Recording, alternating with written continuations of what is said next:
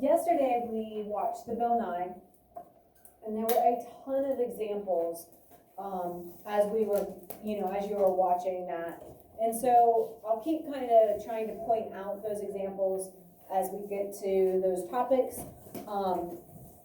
So just kind of be aware, like all those things that he was showing you about erosion and weathering are kind of like our big ideas for this unit. All right, so how many different events can you think of that have helped to shape how the earth looks? So I'm not talking, we know that the earth is a sphere, okay? We know that it's this three-dimensional circle. So we're not saying like, how did it become a circle? We're saying like the face of the earth. Like when I look out there, what do I see? Like how do we know, or what kind of events do you think could have made the surface of our earth look the way it looks?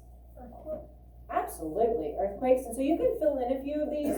You have some blanks. What else?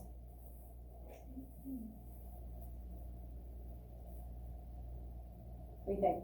Floods. That's what I thought. What do you think? Hurricanes, absolutely. So earthquakes, hurricanes, floods, tornadoes. Yeah, like the deadly tornadoes definitely, have a huge impact. Anything else? Those are the only things? What do you think?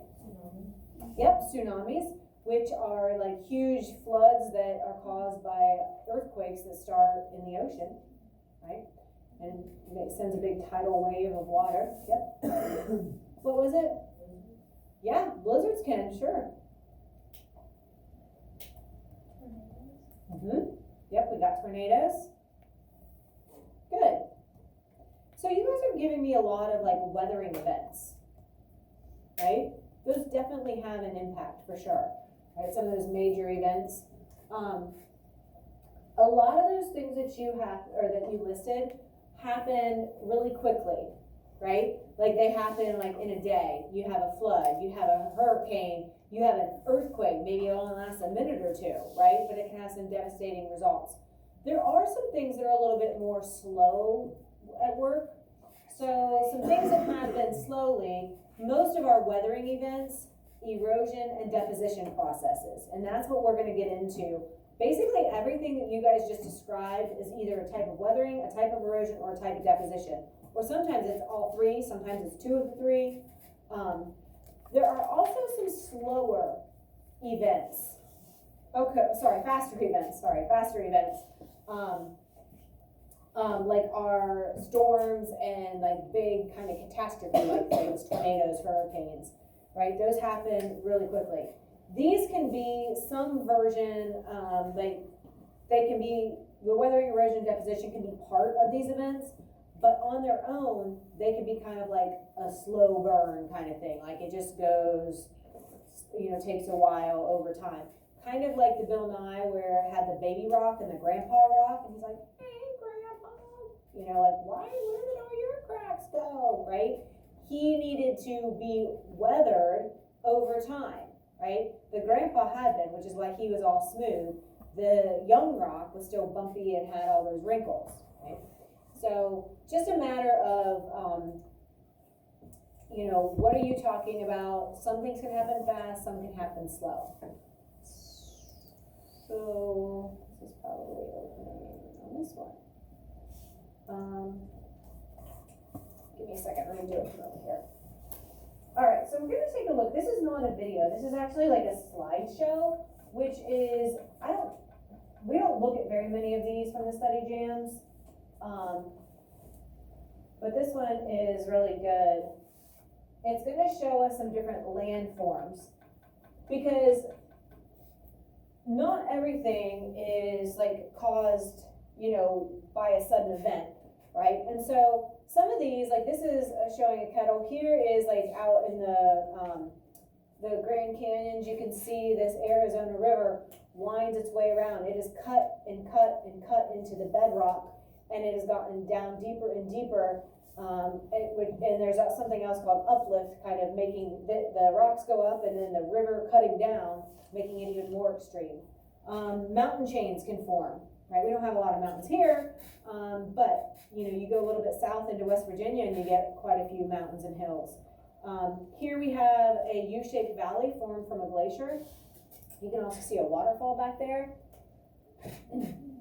All right, so we'll talk a little bit about glacial erosion and how glaciers have helped to shape the surface of our Earth.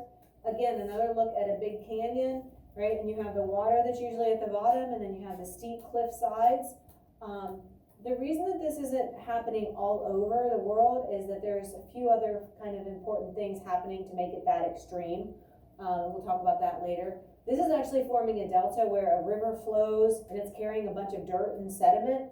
And when it slows down as it reaches a bigger body of water, it drops that sediment or deposits it. And it forms like those little, like temporary looking little island things. These are sand dunes. We get this effect a lot with snow. When we get a lot of snow, the snow will blow and form big snow drifts. So we're a little bit more familiar with snow drifts. But the sand or this snow will get blocked or dropped when it hits like a barrier or hits a rock or hits some grass or something. Here is a grassland. It's also known as a prairie, a savanna.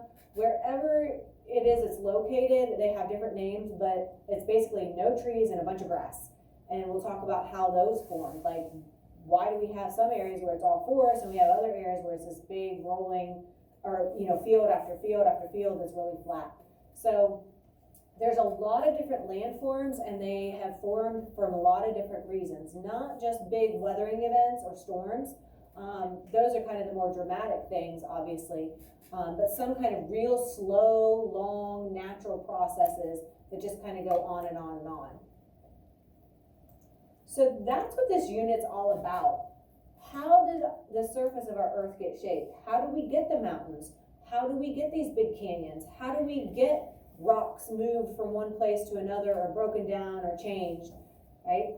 And so some processes are going to build the Earth up, like with mountains, and other processes like floods are going to like go through and wipe out, or a tornado like go through and wipe out an area, or a glacier go and like tear down, like push, bulldoze out everything that's in front of the glacier, right? So some of these processes will build up the land, some will actually kind of destroy or remove some of the land. Okay, so constructive, what do you think that means? If I say that somebody is in construction, what do they do, probably? They build something, right? From nothing, they build it, or from something, they change it, right? So constructive, what if I give you constructive criticism as your coach, right? What would that be like? What does it mean to give constructive criticism? Anybody know?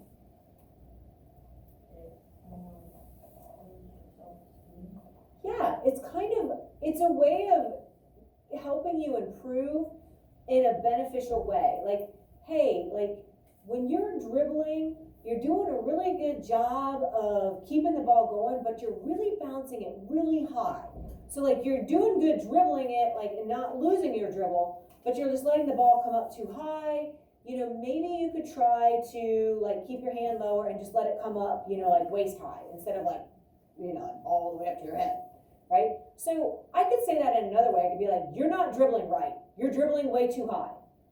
That's kind of negative or destructive criticism, right? I can say the criticism in a nicer way, just like I did in that first example, right? So you're doing a really good job keeping it going, but let's try to keep the dribble down lower instead of having it so high. So I'm getting the same message across. It's just like one's kind of nice and one's not. Like I'm building your self-esteem up by helping you and still improving or fixing what you need to help, work on or get fixed. So constructive means to build up. So constructive criticism builds you up in a positive way by pointing out your mistakes. Destructive criticism, like you're just saying, you suck. That's awful. You're not a good dribbler. That doesn't help anything, right? So some examples of constructive, where we're building up the earth, is deposition, where it's carrying sediment in the wind or in water, and then it drops it. Well, as it's dropped, now you've added to the material that was there originally. And so this is like with delta formation, mass wasting, like with avalanches, rock slides, mudslides. And so we're looking at where that material ends up, right? So if a side of a mountain slides down, where it lands, now that has been built up, okay? Destructive. So what do you think the destructive part of this means? What do you think, Hannah? Like, take it down or like not destroying it. If you have like a little brother or sister or cousin and you have your room all clean and stuff all organized and they come in and they just destroy everything. They're destructive. They tear it all up, right? Like a little mini tornado. This is exactly what happens sometimes with our earth. It means when something gets torn down or destroyed. All right, so this can be with weathering, breaking rock into smaller pieces, erosion, where those pieces get like washed away in wind and water, stream formation, because it has to cut the earth away and move that earth for the stream to form, and then mass wasting, like with avalanches, rock slides, mudslides, but it's like where it started. So the rock that used to be on the side of the hill has now moved to the bottom, so it built up the bottom, but the part on the side is now destroyed, right? That chunk's gone. So some of these processes are going to be constructive, building up, and some of the processes we're going to look at it are going to be the destructive, where it's kind of tearing it down. So here is our first main idea, and this is one of your vocab terms. So really, this whole unit is about weathering, erosion, and deposition. So weathering is kind of our first step, right? It's the process that works to break rocks down into smaller sediment. Sediment is a very generic term. It is just meaning, you know, the dirt, the rock, whatever the material is you're talking about, it's the small pieces of that material, right? So sediment's just the small pieces of something that had once been larger, okay? And that's also one of your vocab terms. Ooh, what's that? Ooh. Okay, so the rock gets broken down eventually. It gets into smaller and smaller pieces or smaller and smaller sediment. And then that sediment eventually turns into soil. And so we're going to look a little bit at soil formation this year, or this unit as well. And right now we're going to just focus on our weathering. And there's two main types. You have something called physical, or sometimes known as mechanical weathering. Typically we call it physical. A lot of our videos and songs are going to call it mechanical. It's the same thing. It's where rocks break down into smaller pieces, but do not change what they're made of. Okay?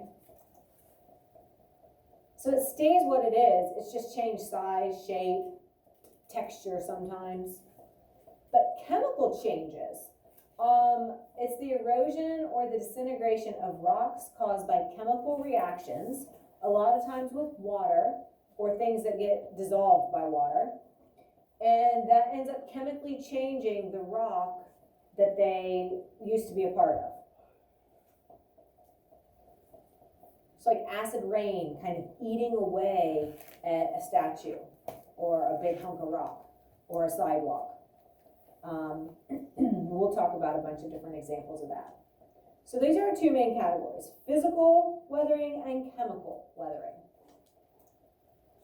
We're going to start first with physical weathering. So I have an example, and this is so bizarre because I actually just reminded my physical science class of this example today in our class, because I told them the same story that I'm about to tell you last year when they were 8th graders, and they were grossed out and kind of freaked out, just like you guys are going to be. They're like, getting nervous. I can see it in your eyes. Got your attention, at least. So here's the thing. A lot of these topics are going to kind of carry over in future years. So like, we're going to learn 2 or 3 big ideas this year, and similar type of things will relate to what you do in physical science. So we're just starting physical and chemical changes in physical science. Well, we're talking about physical and chemical weathering here today. And so here's my story to help you keep straight the idea of a physical change with physical weathering and a chemical change in chemical weathering. So it was about this time last year. It was actually like the week between Christmas and New Year. And my mother-in-law makes me a giant batch of sugar cookies every year because they're my favorite. And I've been eating them all week, and there were like 3 or 4 broken cookies at the bottom of the cookie jar. And I was like, oh my gosh, I gotta start eating healthy again. Like, I can't keep eating all this bad stuff, which is the good stuff, right? The unhealthy stuff. So I was like, I'm just gonna eat them all for breakfast, and then they'll be gone, and I can like get back to eating healthy, and I won't have to be like, ooh, those cookies are in the jar calling my name, right? You guys know how that is, right? Just like they're there, I wanna eat them. So I had about 3 or 4 broken sugar cookies. Snowman head was popped off, maybe the Santa Claus body was broken in half, didn't matter, still delicious, all good, right? And so that's all I'd eaten that day. About 2 hours later, I get really, really sick, like I got the flu, and I never get the flu, so I was a little bit traumatized, I'm not gonna lie. But I am in the bathroom, puking my guts out, and this is why I deserve a raise, I think, and you can like spread the word. As I'm puking, I'm thinking, oh my gosh, this is like physical and chemical weathering, and this is what we're gonna be talking about with 8th grade when we come back to school. No lie, I can't make it up. It was actually happening. I'm puking and I'm thinking about my 8th grade science classes. The science dork, what can I say? So here's the reason why this is a good example. As I'm sitting there puking, I'm thinking, okay, I'm seeing this sugar cookie again. After it's been partially digested. I hadn't eaten anything else all day, so I know what I'm seeing is my sugar cookie again. It didn't taste the same, it didn't smell the same, it didn't look the same. It was nothing the same. It had already been more than partially digested, like my stomach was doing its job, right? And so when I ate the broken pieces of the sugar cookie, it was still sugar cookie, right? It was just like the snowman's head or the reindeer body or whatever. Like, it still tasted the same, it just was a different size or shape. It had just been broken into a smaller size. But when I started to eat that cookie and my stomach started to digest it, that's when the chemical changes started. Started to break those bonds in my sugar cookie or of my sugar cookie and break it down so that my body could fully digest it and get that energy, just like we talked about last unit with those chemical bonds and holding that energy.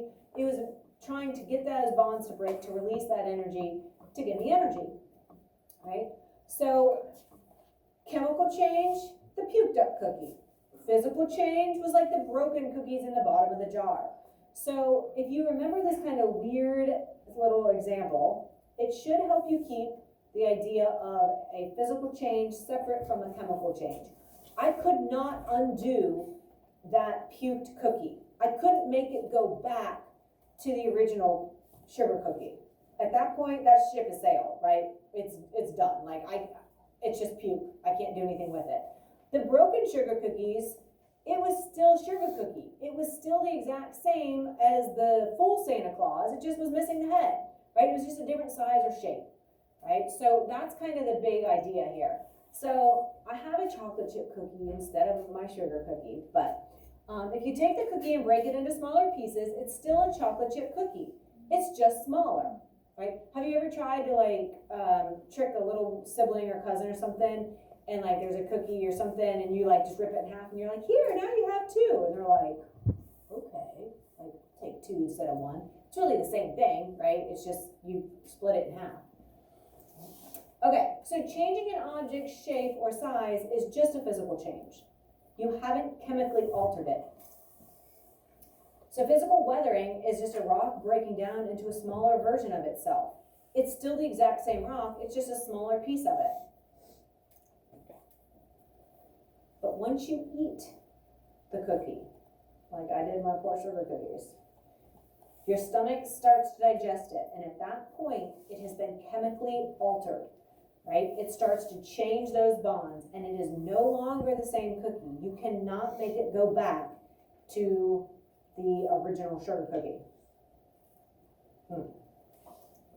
Still makes me a little squeamish thinking about it all. So a chemical change is because you ended up with something different. That cookie puke was not the same as a cookie. You couldn't have a bunch of puke and go pass it around at a party and people be like, oh, thank you, and let me take a little of that.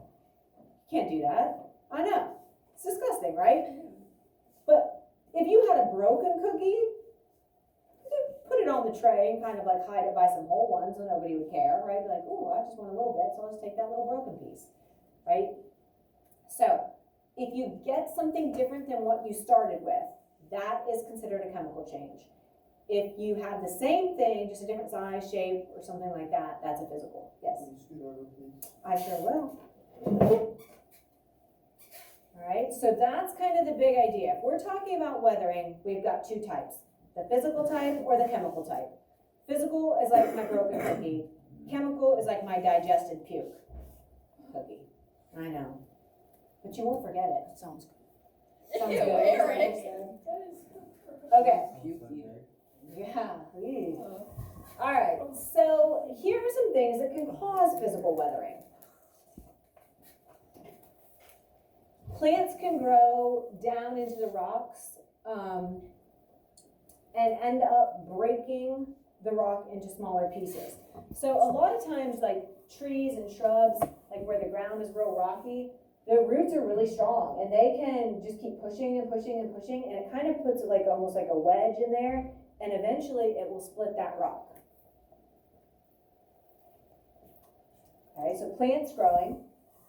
Animals can burrow into the rocks and like loosen up all the sediment and soil and like kind of gnaw away at it and dig their holes, their little burrows, and they can cause physical weathering to happen.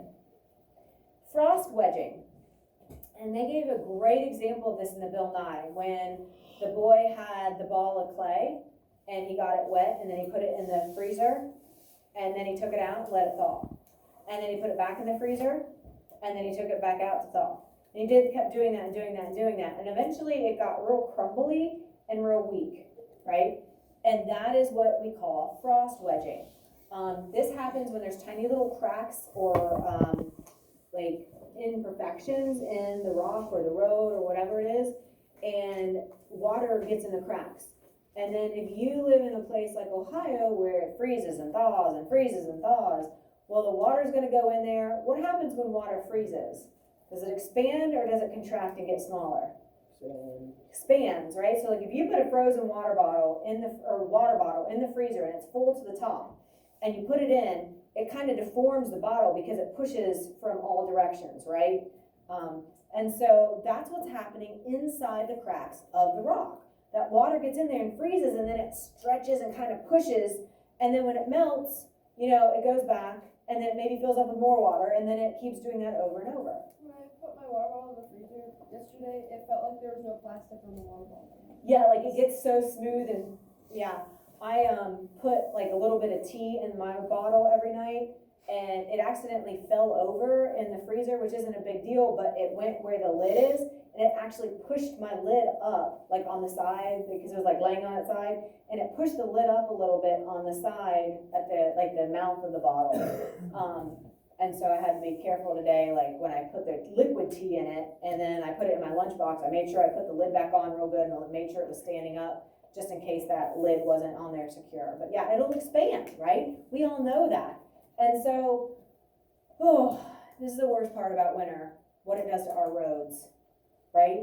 They start getting really, really bad, because when we start going through that freeze-thaw cycle, the water gets in, expands, kind of starts to weaken that asphalt, or even like if it's a dirt road, right? It gets into the potholes, freezes, expands, kind of makes that hole bigger, then it just keeps doing that over and over and over. So by March, our roads are shot, right? They're usually not in the greatest shape. Right now, they're probably not too bad, but we really haven't had much of that freeze-thaw cycle, but we're about to get in it.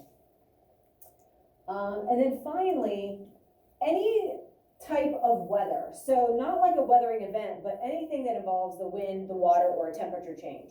So it's kind of generic, but we have plants, animals, frost wedging, and then just generically, all types of weather can help cause things to break down.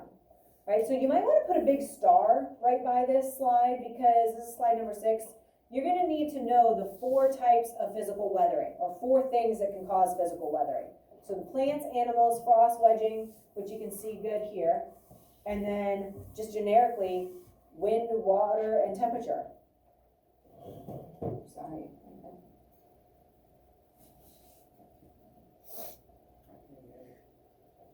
You playing Aaron? All right. So, chemical weathering. This is the partially digested sugar cookie making its reappearance. Keep that in mind.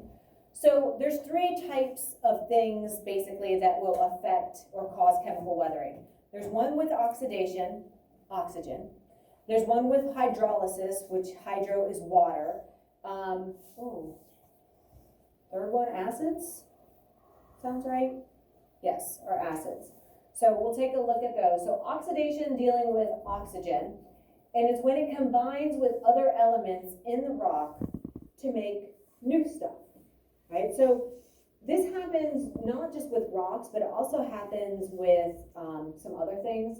We'll look at those examples. I've lost my mouse. Oh, come on, there we go. We'll look at some other examples too. So it's these new substances that usually are a little bit softer, a little bit weaker, and not as strong. And so then they become more susceptible to agents of physical weathering. So like the plant roots can then burrow into the softer rock, or the water can fill the cracks of the rock that were caused when some of that rock disintegrated because of the oxygen, when it turned into, oxide or something. So there we go. So some examples are going to be iron or rust forming on iron. So if you've ever had a bike and you've left it outside and it keeps getting exposed to all the weather, what happens to your chain on your bike? It gets rusty. If you have a nick, like a rock hit the bottom like fender or something on your car, wherever the paint gets chipped away, that's where rust spots will start to form, because paint is not just to make the car look good and be like, ooh, I have a cool red car, or I have a cool blue car.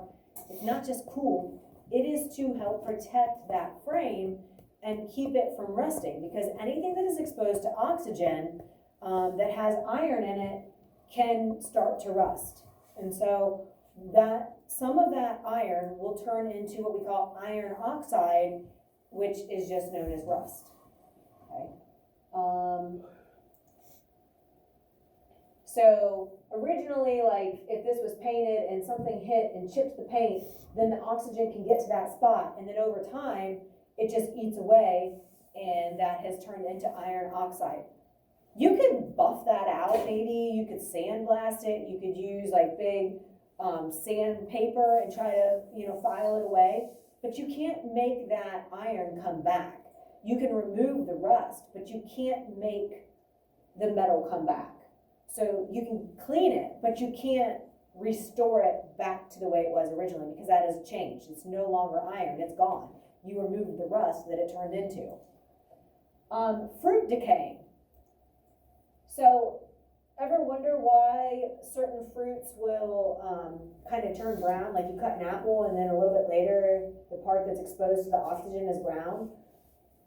Here they took a pin, like a needle, and pinpricked the word oxidation. Everywhere where the oxygen could reach the fruit, it started to decay. And so we get those brown spots.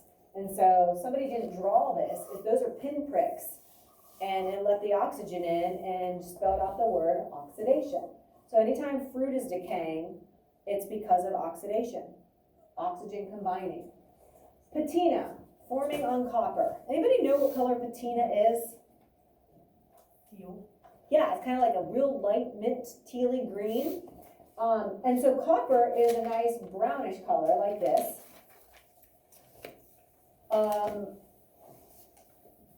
This is our Statue of Liberty. France did not give her to us green. Anybody ever wonder why the Statue of Liberty was green? Did you know it was because of patina? Did you know it was copper originally?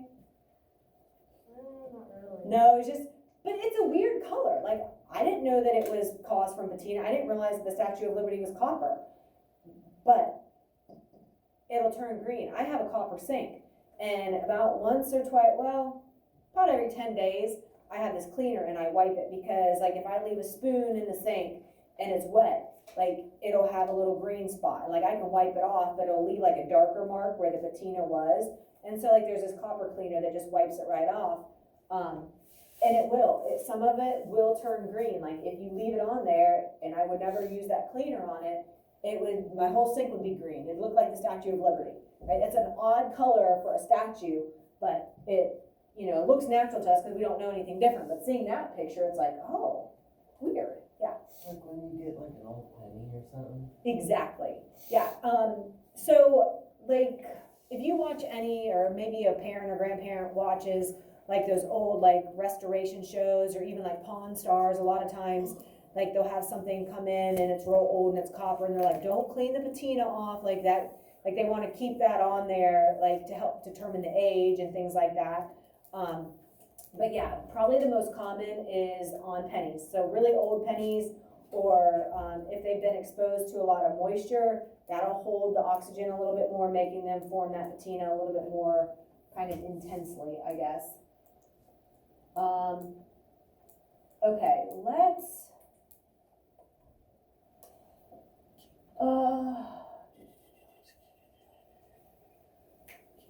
okay, let's continue, and then we'll look at the examples in the videos tomorrow. So hydrolysis. Hydro, you hear water called hydro, right? Hydrolysis. So whenever you see that hydro, know that you're dealing with something with water. It's going to combine with substances in rocks to form new types of substances. And so again, just like with oxidation, if it weakens the original item, then you're going to open it up to be more susceptible for those physical weathering things to break it down. So the chemical weathering kind of like softens it up, and then the physical weathering usually comes in and kind of helps finish breaking it apart, right? And so it's kind of a good partnership there. So here's an example. Granite is what this statue is made of. It's got pink feldspar, it's got black, it's got white. And so what happens, and I'll show you this tomorrow a little bit, but the granite has this pink feldspar, which is why it's used in a lot of monuments, or was, because it kind of has a neat color to it. And so what happens is the water will combine with the feldspar on the surface and turn into clay. Well, clay is real soft and mushy, right? So then when it rains, it just gets washed away. And so that's why like the tips of things are real rounded and smooth, like his nose is kind of disintegrated away, his chin, see the shoulders, the edges. That's where it's going to be most susceptible. So where the water has combined with the feldspar to turn into clay, a chemical change, because now the pink is clay, then it just gets washed away by water. And so it has chemically changed, but then those physical agents start to come in and change it as well. And, oh, why is my mouse being difficult? Hold on. And then finally, our acids. We have carbonic acid, which is taking carbon dioxide, typically that's in the soil, and it will react with water to make a weak acid.